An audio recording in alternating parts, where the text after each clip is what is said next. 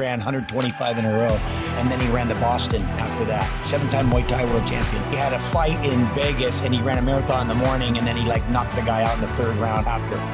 Holy shit.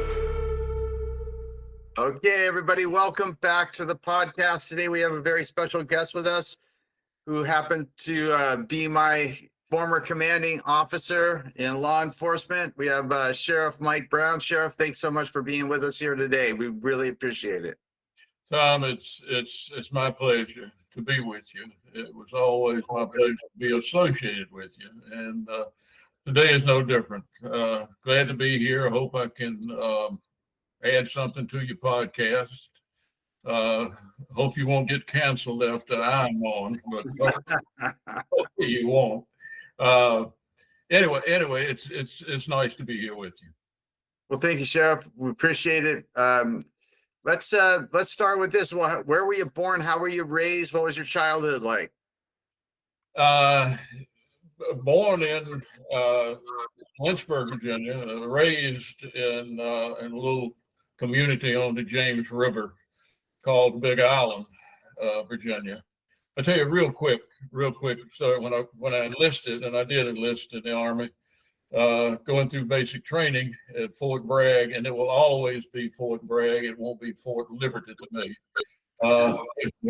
Fort Bragg, and they were issuing my clothing, and the old, I think it was probably a master sergeant was issuing stuff out, and when he came to me, he said, where the hell are you from? I said, well, I'm from Big Island. He said, oh, Hawaii. I said, no, Big Island, Virginia. He said, take your clothes and get the hell out of here. So anyway, raised in Big Island, Virginia, graduated high school, wasted my mom and dad's money for 2 years at a junior college, came back to Big Island, and they said, a lot of my friends were enlisted. And so I said, oh, being drafted, some were enlisted. I said, well, I'm going to enlist, which I did, enlisted, and I got my MOS that I wanted, which was military police. Childhood was a great childhood. This was a small community, probably 500, 600 people there in the community, right on the James River. Spent a lot of time on the James, boating, fishing, swimming, so forth, right in the Blue Ridge Mountains of Virginia. But then I digressed there a little bit. Came out of the military, knew that I had to finish my education, which this time, again, I went on a GI Bill. But I looked around to see what colleges, universities had the best criminal justice, police administration degrees, and American University kept popping up. And it was one of the, I think some of the first were out in California, but when I came back, I was in California. I wanted to get away from California, wanted to get back into the mountains, into the East Coast. And so I applied for and was accepted to the Washington, D.C. Metropolitan Police Department. Once I got there, came out of basic training there for Metropolitan, and they assigned me to, and it goes back to what we're going to be talking about, and the Quitproof. I did well in basic training in the Army. I did well in the basic for Metropolitan, and I got to choose my assignment. The assignment that I chose was with the Special Operations Division, SOD, which was up at that time, you probably won't know anything about it, but up on Georgia Avenue. Worked there. American University was very, very nice to both Metropolitan Police officers who were trying to finish their education and to veterans.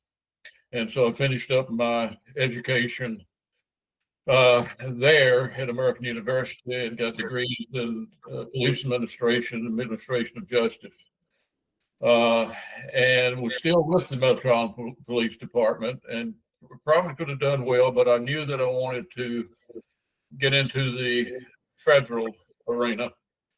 And I applied first off, well, you could apply, you take the federal exam, I forget what it was called then, and you got three choices. I mean, you got three times that you could turn down a choice that they were asking. The first one I got, I don't remember, I think it was customs, which I knew what I wanted to do. I love firearms, I love blowing up things. And so I knew I wanted to get with ATF. At that time, ATF was a very, very, very aggressive department, mainly with old former law enforcement, military people. It had not become the political arena that it is today. But the second one, again, I can't remember what it was. I think it was postal inspectors, and I didn't want that. And the third one was with ATF, and I accepted it. First assignment was in Virginia. In fact, I came back pretty close to home in Roanoke, Virginia. Then was accepted, was sent down to the Glencoe, which was the Federal Law Enforcement Training Center at that time, and worked with ATF and with other agencies in the firearms, explosives arena. Had a great career there, worked all over southeastern part of the U.S., Kentucky, Tennessee, West Virginia. Had some real wild times in West Virginia. The best state police, and I get smirks most of the time, but when I tell I'm talking to maybe a state trooper from Virginia, and I said the best state police agency to work for in the country is the West Virginia State Police. They knew how to get the job done, and I always had a great time working over there. And they pulled my butt out of the fire several times because my mouth sometimes would get me in trouble. I know that you've never had. It seems like you worked in law enforcement when it was okay to kick ass and take names and actually uphold the law. And I think that's unfortunately in a lot of places gone by the wayside. So when you were in the military and you did military police, were you in the United States? Were you deployed abroad? Both, most in the States. I had they said a high, super secret job. Now I don't know whether it was or it wasn't. They said it was. I reckon make it just feel good, but yeah, I served both arenas, and I've seen pictures of you. It looked like in other countries in the jungle and big machine guns and stuff like that. So why don't you expand a little bit on that if you can without having to kill all of us? No, I wouldn't do that anyway. But yeah, I drew assignments, and a number of my assignments were down in Central South America and the Caribbean. We had a great time in all three of them. Didn't spend that much time in South America, but spent tremendous amount of time in South America. Spent a lot of time in Central America, particularly in El Salvador. We were down there, and then in Panama. We went in Panama when the government came in and took over and kicked what's his name's ass out. But most of my time was spent in El Salvador and working with, and I was an advisor consultant to the commander of the National Police. Worked with the National Police, worked out of with special forces that were assigned to the embassy there in San Salvador. As you know, which you're very familiar with, the embassy, the Marines, the security there, I worked great with them. I had tremendous work ethic there, which the Marines all have that work ethic. Special forces had great, and they had great rapport together, but worked mainly in the drug arena and the human trafficking arena. I think I sent you a photograph of me and my partner at the time, who was a retired FBI agent, a Marine, Tom Miller, and we were standing behind. I think I sent you one. We were standing behind a baby, a baby, and it showed, I think, 6 to 7 small infants. They were on the block to be sold. Guess what country was going to buy them? Yeah. Yeah. Give you 3 guesses and the first 2 don't count, right? Yeah, you got it. But anyway, I think I also showed you a picture of, again, my squad that I worked with, that Tom and I worked with. They were just awesome. And they were the ones that basically saved these young infants from being sold on the block to the highest bidder. It's amazing how human trafficking is still, it's so prevalent, but it's still behind the curtain. Yeah. I think it's coming out in the forefront now, but it's just this dark area that just operates behind the curtain. And I don't think that your everyday person really knows how busy that market is, and it's unfortunate. And law enforcement officers like you that are heroes that come in and save people from that. And so we can't thank you enough for that. I mean, obviously. It is a good point, Tom. I mean, it's still it is getting out there. It is finally, and I've done, as you know, 25 years trying to get it out in the open, shine the light of day on it, and it is getting there. But we were very successful in Central America, El Salvador especially, with stemming this flow somewhat. I mean, you're never going to get rid of it, but I can, and also the human trafficking, but all sexual predators. It was, as you know, back then. I mean, the internet was sort of on the horizon, but it wasn't to the point that it is now. But the sexual predators were down there, and I wouldn't tell you what the national what they would do once they found one of those. Oh yeah, they took care of it. I mean, and I'm not saying it was right, but it was right for them, because it stemmed it's I won't say it didn't get rid of the sexual predators. And in fact, they're probably more prevalent now with the internet, because everybody, regardless of what, whether you are lower class, middle class, upper class, everybody's got a cell phone, and most of them have the iPads, and they walk around with basically the world in their pocket, and they are on the which we'll get to later, but with, say, Surfin Foundation. But it's dangerous. It's a dangerous world for these kids out there, and it's getting more so. And I'll go over some of the stats that I just pulled off of a couple of the websites that I get information from. Still, I get it from the Department of Justice.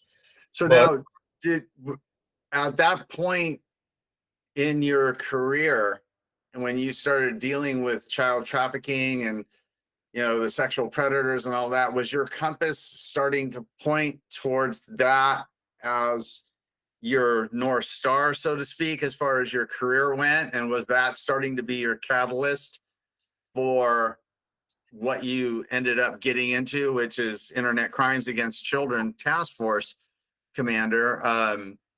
Is that where your compass started pointing? And another question that I have for you is,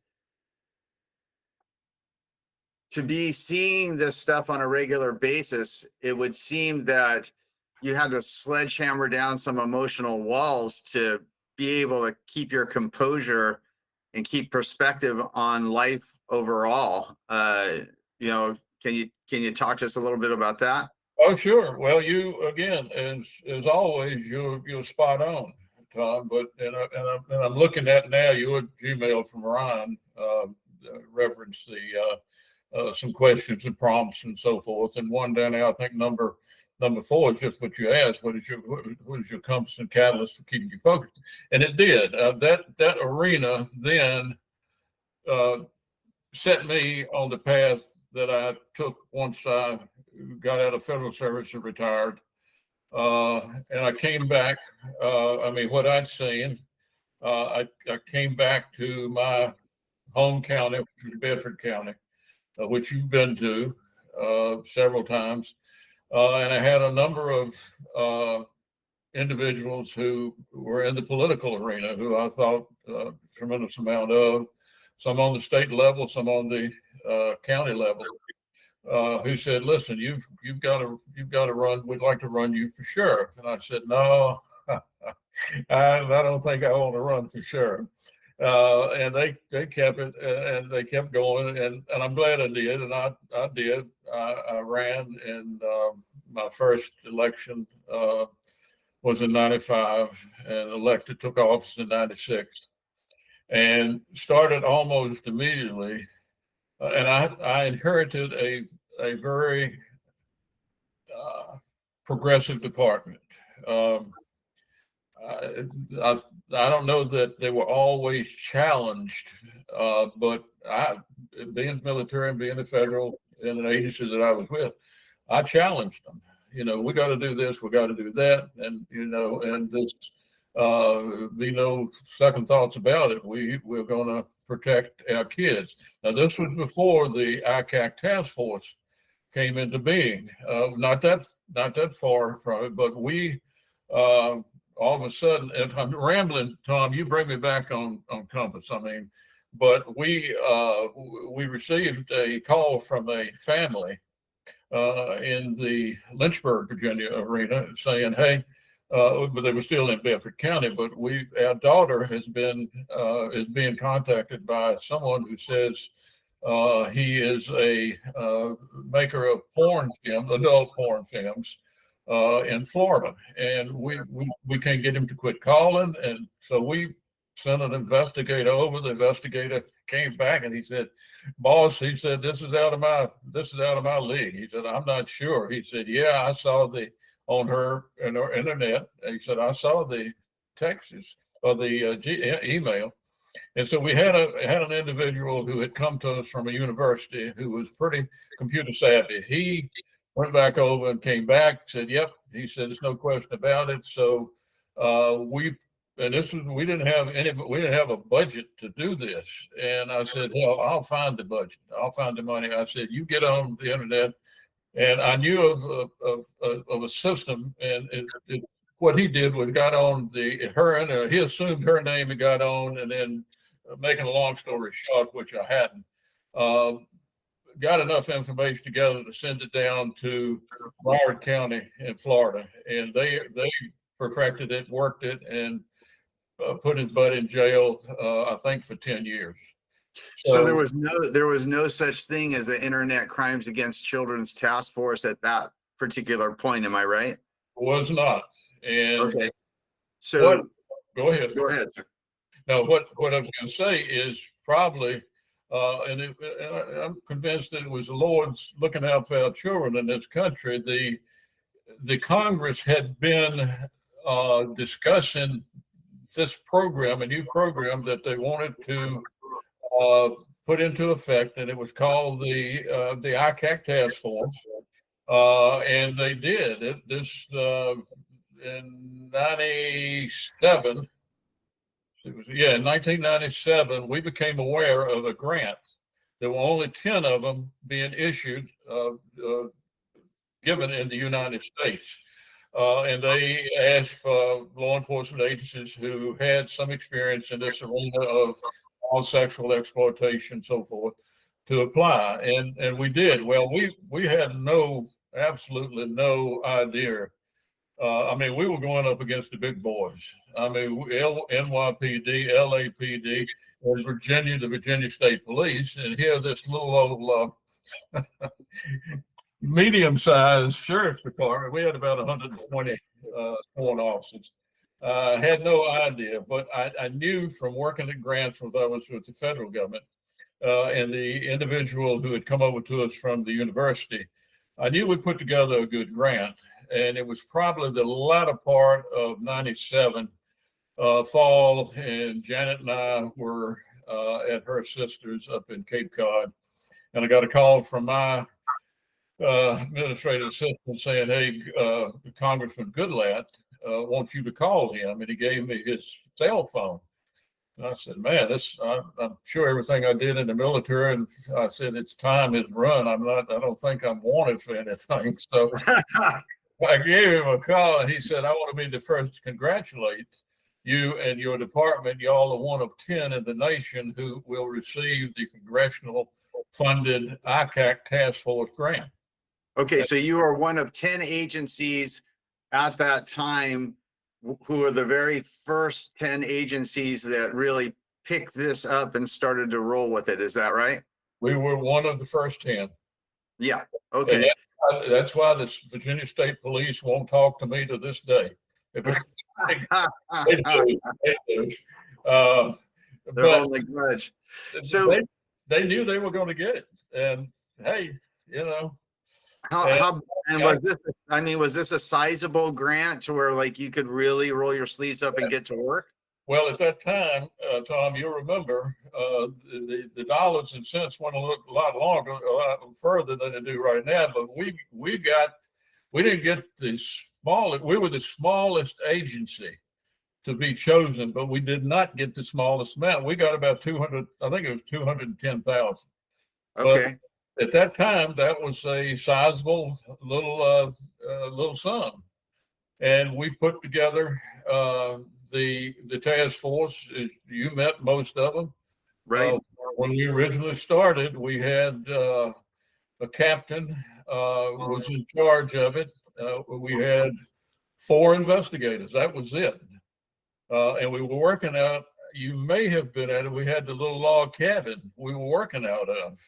And we were counting every penny, and all of a sudden, not all of a sudden, but we started making cases. Our people, not me, but our investigators, I tell you, they rocked and rolled, and some of the larger agencies weren't doing what we were doing. And we were a small little sheriff's office in the Blue Ridge Mountains of Virginia. We also had the state of West Virginia. We got the grant. We had Virginia, West Virginia.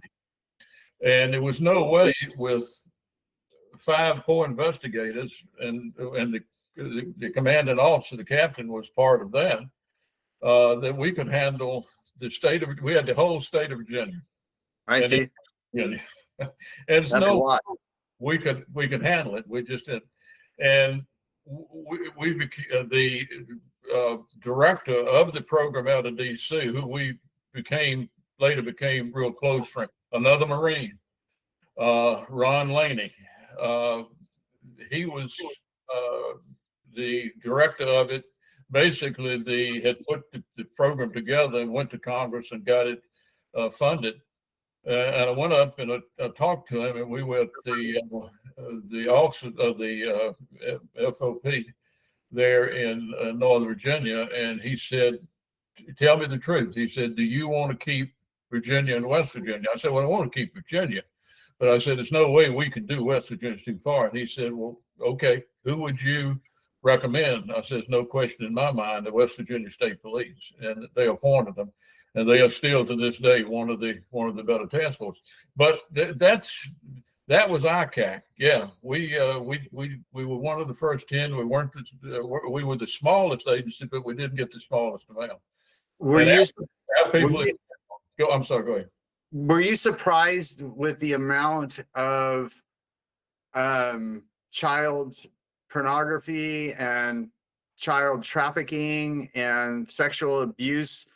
That, I mean, the internet for people that just aren't aware, it's absolutely, I think, a perfect place for a predator to hide and hunt. Were you surprised at the amount of hunting and predatoring that was going on when you guys, kind of pulled the lid back on this? Was it more prevalent than even you thought? My other question to you is, by this time you had seen a lot of child trafficking, child molestation, crimes against kids, just law enforcement in general.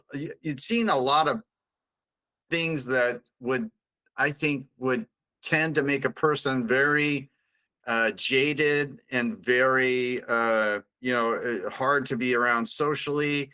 How do you balance that? How do you not quit? I mean, how do you not just throw your hands up and go, I'm done with all of this negativity and all this predator stuff and all this stuff, crimes against kids, or does that fuel you even more to like, hey, there's a lot of responsibility here. I need to go and help the innocent.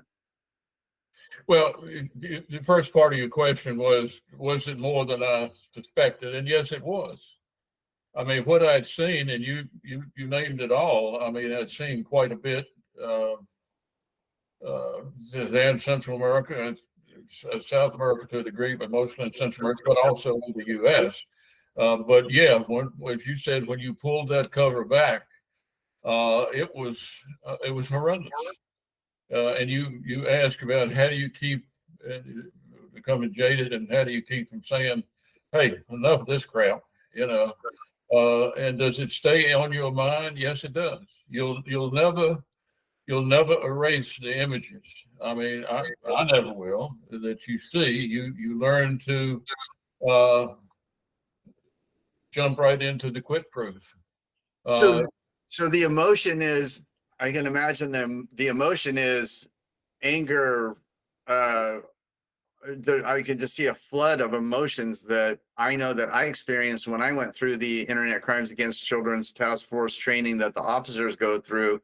Just this flood of emotions of wanting to take justice into your own hands, and on and on and on.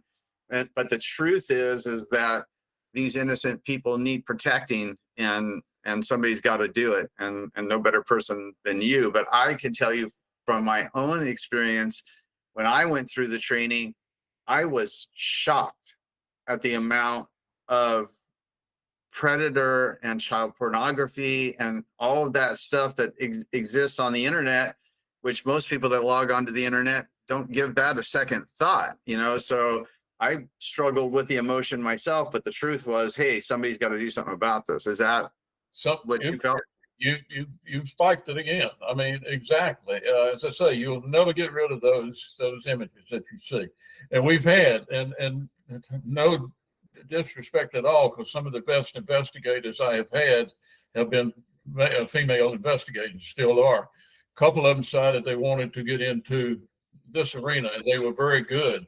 And they came to me after about a year and said, "Sheriff, we can't do it. We just can't do it." Both of them had children. And I said, "I understand it." And I said, "I should have thought about that before I approved you going to the ICAC." And they said, no, we wanted to do it. But once we got into it and we see what the situation is, we just can't do it. I said, "I understand." And they said, "If you want to dismiss us, you certainly." I said, "What are you talking about?" I said, "No, I'm not going to dismiss you." I said, "No, I want you, if you want your old positions back." I said, "You got them." And they did. And they, to this day, I think one of them has since retired. But they made great investigators. It was a couple that, if I went through a door, and I know you've heard this, you go through a door, you either want them in front of you or behind you. And these gals were the same way. I mean, there's no question about it. But yeah, it plays on your psyche, Tom. And let me, while you're saying it, brought up, was it worse than what I thought it was going to be? And yes, when we started, and I just pulled this up, if you don't mind me, I'll read from it. No, go ahead. But when we started, actually got going, we were we we actually got, I think, the funding in 98 or 99, and we were actually operating right after the 2000. And in 2000, the number of cases reported, and this comes from the National Center for Missing and Exploited Children. Reports that we got would probably made by the public to the ICAC task forces that would come down to us were probably 50 to 60 a month. Okay. Right now, reports made by the public weekly of 497,000. I mean, you can't, you tell people that, and they say, no, it's not. I said, hey, here are the stats right from National Center, which follows it all. The number of cases through child recognition, and this is where through the facial recognition apps that they have now at ICAC headquarters and over at National Center, where they'll see a picture and the images. I'll get into that in a minute. There'll be a child there that they'll see the face, but they don't know who the child is, and the predator has not given any information as far as personal information. So they'll go to these apps, and I think I'm saying it right, but they'll go to these apps and you take that child's face, and they'll do the child recognition.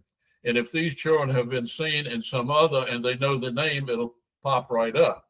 Well, back then, they didn't even have it then, but right now there are a number of cases through Child Recognition Identification System, CRIS. They identify 74 a week. And since this started in 2002, they do about 4,000 a year. They've done a total of 87, almost 88,000 child recognitions. So that shows you.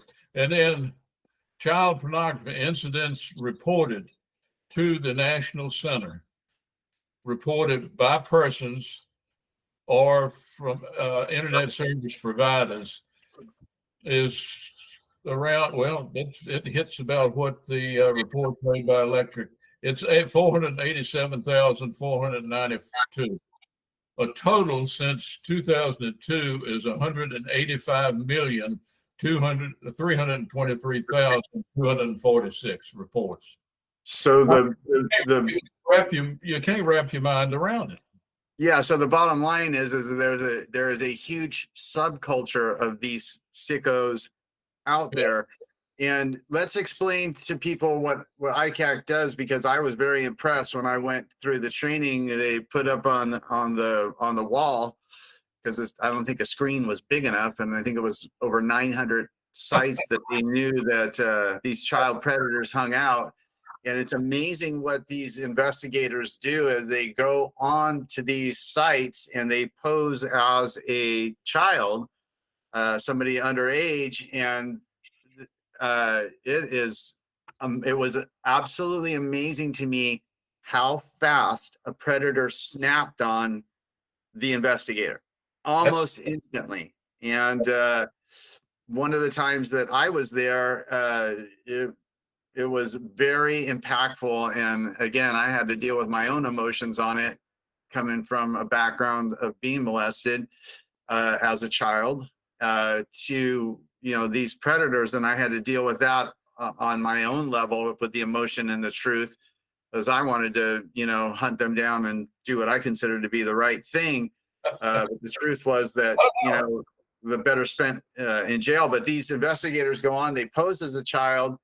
It is almost instantaneous to where a predator locks onto them, and it's amazing. The predator goes through a vetting process to try to make sure that the investigator is actually a minor, and the person that we were working with posed as his own child, so that they were very fluent with the vetting process from the predator. And it was absolutely amazing to me how this subculture exists behind the curtain. Evidently, these people trade images amongst it. Can you tell us about that kind of stuff? Absolutely. It's big business. It's big business. It's a multi-billion-dollar business. But yeah, the ICAC, I'll give you a real quick briefing of ICAC. It's the International, or rather Internet Crimes Against Children Task Force, and it is congressionally funded. Right now, there's a network of 61 coordinated task forces in the U.S. I think California probably has the most because of the way the state and the population. I think they have 4 or maybe 5 ICAC task forces in the state, but representing more than about 5,000 federal, state, and local enforcement agencies that work with the ICAC task forces. We couldn't do it on our own. There's no way we could do it. So we bring them in, train them in the methods that we use. They go back to their duty station. We even, well, I'll get into that a little bit later, say Surfin Foundation will buy them computers very specialized computer where they can get online and do the same thing that the ICAC task forces are doing. But the ICAC task forces in general, they go on the websites, they go on to the platforms, they go into the Disney platforms, and they are there as they assume the identity of a child. And like you say, bam, bam, bam, they're hit constantly with someone who is, it's a predator. And you talked about the predators, and I just got this from the FBI.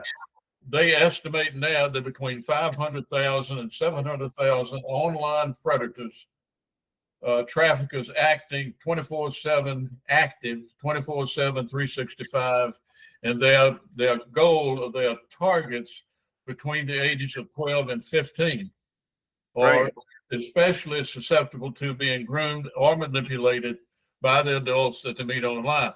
Now, they could be meeting them to actually meet up with them physically, or they're trying to get images from them in sexual poses or whatever. And these predators, which you talked about a little, they are very, very good at this. They know what the kids like, the 12 to 15-year-olds. They know exactly what these age groups like. They know what platforms they end up on. They know what games they play. Oh, and the game is another platform with the games. These are all arenas that these predators, 500 to 700,000, hang out in. The FBI also estimates that if your kid is on the phone, is in any of these platforms, that is a 100% chance they're going to be talking to a predator. Right, and, because the internet gives this interim step between the predator and the child, which is a perfect place to hide, I guess. Now, I want to know, how did the Safe Surfin Foundation come about? Now, and can you explain a little bit about what that is, and was that your idea? Obviously, you know this is going on, this is rampant. How did you come up with the idea of providing education to kids about this? Because a lot of it, like this grooming, they don't even know they're being groomed, and the next thing you know, this predator's on it. So how did that come about? They have no, and you're reading my mind, Tom. You're always good at that. Because that's exactly how we got into the Safe Surfing. The ICAC task force, the congressional funding that we got, we could use it, but it had to be the money, the dollars and cents had to be used in educating, conducting the investigations, educating law enforcement. We did, and it was no problem, but we did every now and then use a little bit of it to go over into the public arena, into the schools. But we knew that we had to get into the kids' social programs, high schools, middle schools, grade schools, elementary, whatever, church groups, whatever. Well, we were sort of prohibited, and we didn't want to push it too far, but we were prohibited from using those funds for that type of education outside of the law enforcement arena. So what, and I think you met her. In fact, I told you I was going to be on the podcast with you today, and that was Robin Sundquist. You Oh, remember? sure. Yeah, about 6 foot, about 7 Yeah. foot tall, big woman. Lovely. I'm gonna say I'm gonna say we came up with it. I said we've got to move out of this arena where we can only identify or we can only fund what in law enforcement. We've got to get into the public. So I came up with the idea of a 501c3 foundation, which we did, and that's how Safe Surfing. That's how we kicked it off. We went into it. Right now we have 6 or 7 satellite offices, mainly the homes of individuals around the country.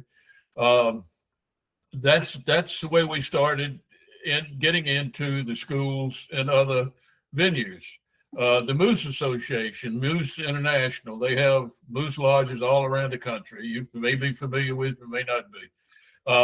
They were great. They gave us tremendous amount of funds to help put this information out.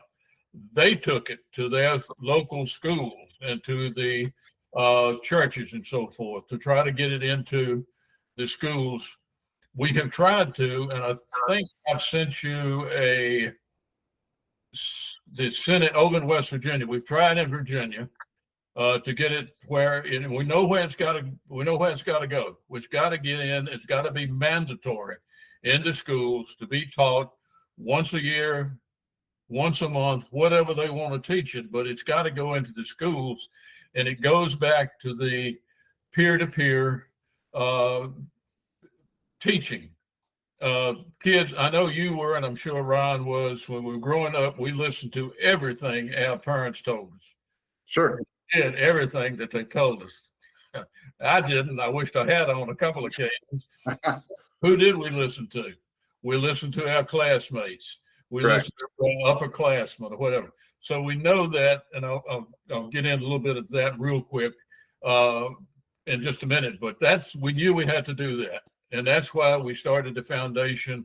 It is a 501c3. We live on donations. That's all. We don't take any money from the federal government. Don't take any money from the state government, because they're going to give you the money with, okay, you can't do it for this. You can't do it for that. So you got to do it. Exactly. Regulations. Yeah. So the Safe Surfing Foundation is basically a education tool to let kids know that these predators are out there and how they operate and what to do if you're contacted by one and so forth. Is that right? That's right. The Safe Surfing Foundation is that only. So it's basically an education tool to educate children about this massive subculture out there. It's almost like letting the deer know that the hunter exists and how he hunts, right? Yeah, that's it. That's Safe Surfing Foundation. It's not, well, we have a lot of law enforcement, because law enforcement has taken our programs and put it into their schools and other locations, but it is strictly educating kids of the dangers of the internet. And we've been very successful. Janet, who you met, my wife, she was a professor of psychology at Liberty University. She was funded by the National White Collar Crime Center and Liberty University to go out through the country. We had, I think, 9 locations, schools that had adopted the Safe Surfing program, the Cyber SWAT program, the Cyber SWAT being safety while accessing technology.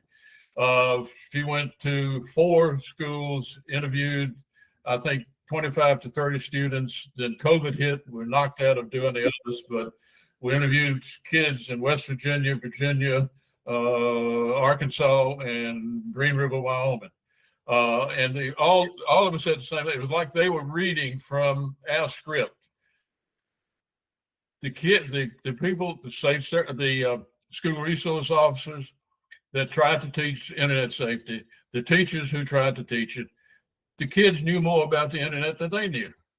And they said oftentimes they would come in and look down the nose at the kids kids were trying to tell them, oh, you can't do it that way. You got to do it this way. So we know that our program works. Right. Peer-to-peer. And it's Dr. Bandura's social cognitive theory, and that says it all. Now, Tom, I'm Russian. I hope I'm not stuttering too much. Okay. I mean, obviously, kids listen to kids. One thing. I don't think most parents really realize that this is the thing. Do they? No. Another stat that I just got. Let me try to find it. It won't take but a minute here. Because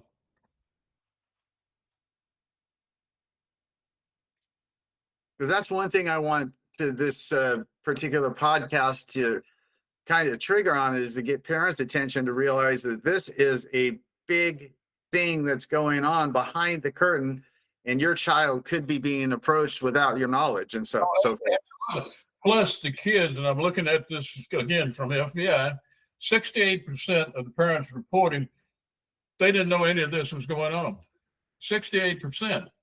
Now, 45% of the children, 45 to 55, while using social media, 45 to 55% of children remove privacy settings to attract more friends and followers. Oh, wow. So, yeah, it's, I'm hoping this will get out to the parents.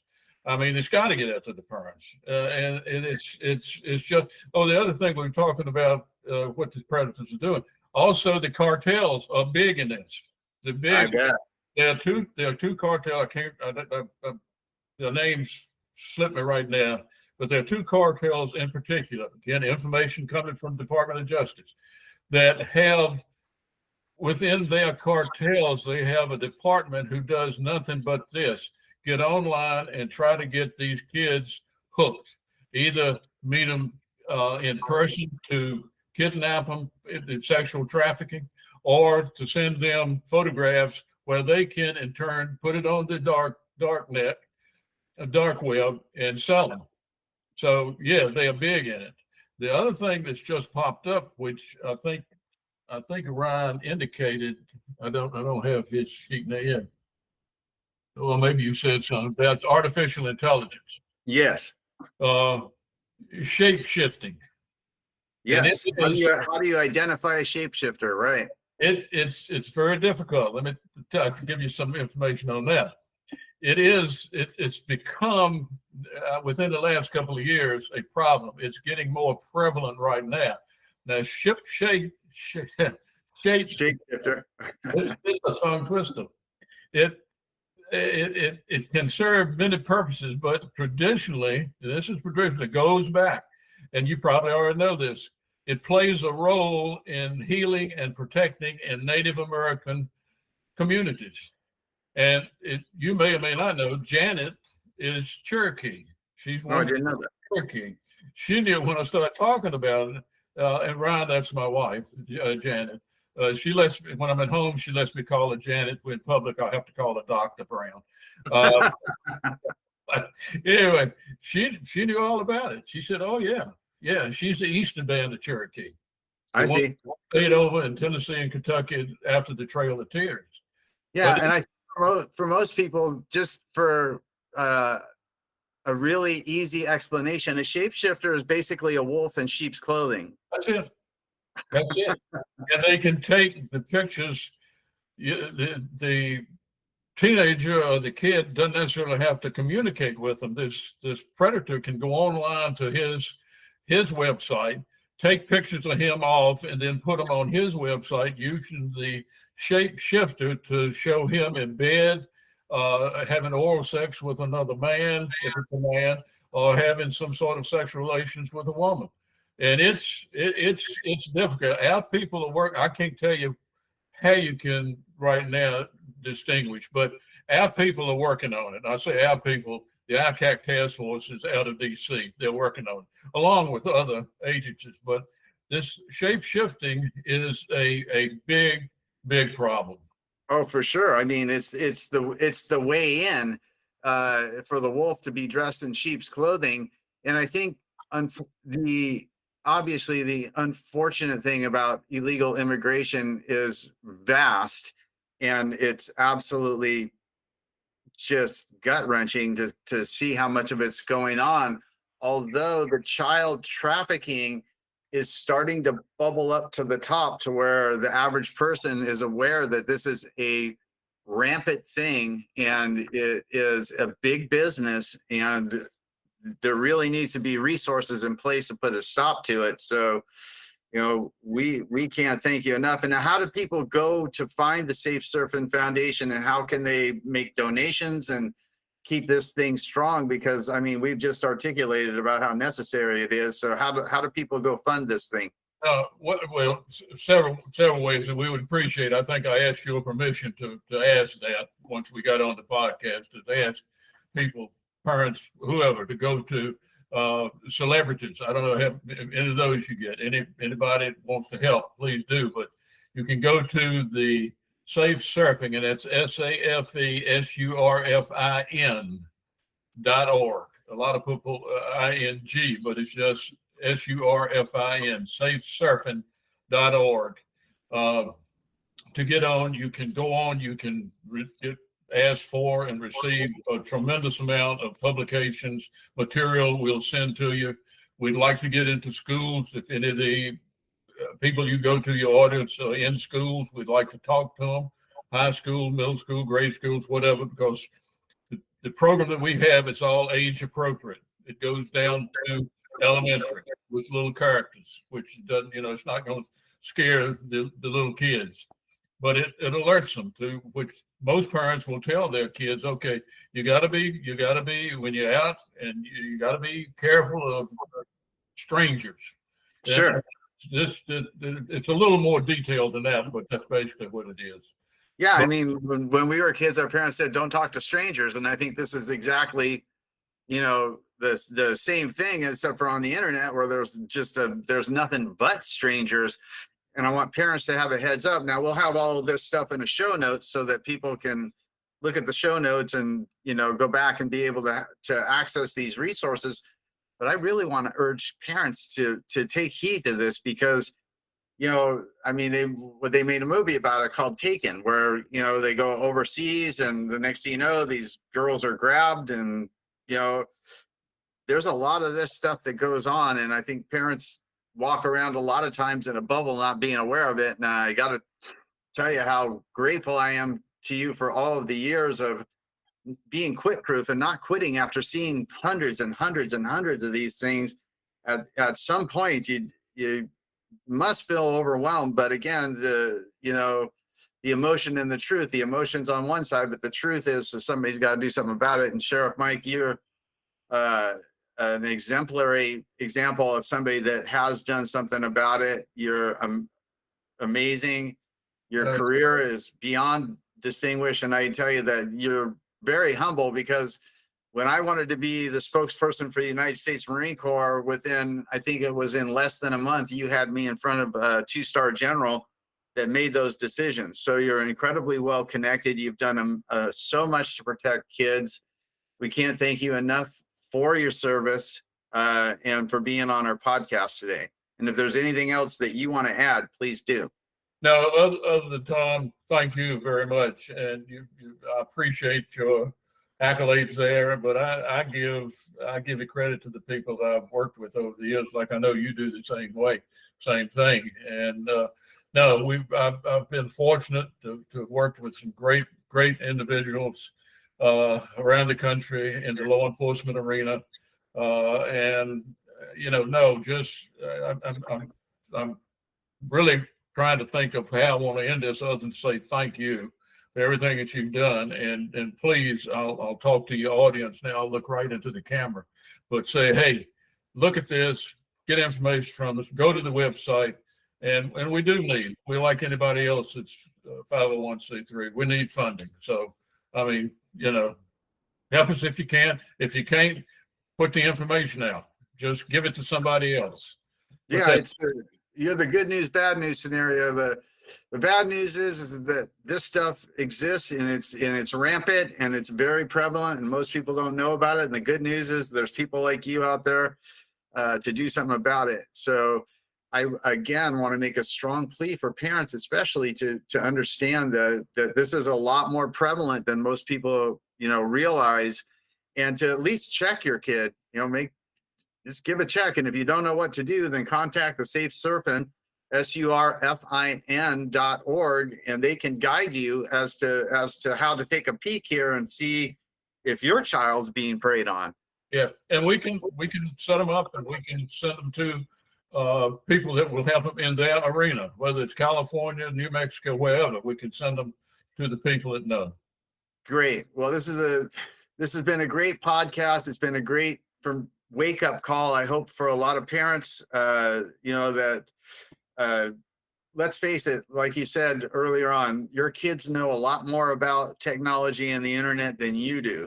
I think kind of looking into this and making sure that your kids are protected or better protected, and you get a little bit of knowledge about this is a real good thing. So again, Sheriff, we can't thank you enough for being on, and keep out there and keep up the good fight, sir. And I know you will.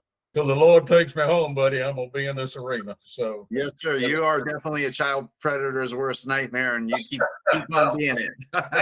Well, I'll tell you this, and I'll get out. I think I may have told you this, but the Marine Corps, G32, I'm an honorary member of G32, and G32 saved my bacon several times. So they told me the only people that can say is either Marine, or if you a member, you've been honorary member, you can say Semper Fi. So Semper Fi, my man. If you like this video, hit that subscribe button and share this with some of your friends.